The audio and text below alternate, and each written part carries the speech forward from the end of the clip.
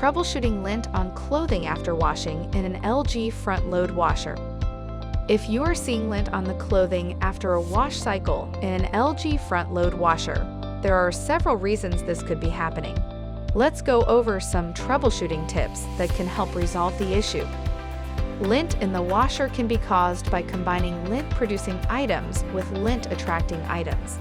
For example, do not wash white terry cloth towels with dark corduroy pants.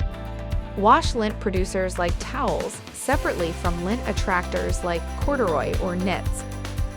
Lint can also be caused by paper, tissues, or other items left in the pockets. Always check and empty the pockets before washing clothing. If the wash tub has not been cleaned for a while, soap residue or other materials may be transferred to clothing. Keep the tub clean by running the tub clean cycle once a month or as needed. Using too much detergent may result in detergent residue on clothing, which can look like lint. Be sure to use the amount of detergent recommended by the detergent manufacturer for the size and soil level of the load. Pre-treat or soak stained items if necessary before adding them to the wash. Large and lightweight items, such as blankets, may float on the water during fill, capturing lint in the folds.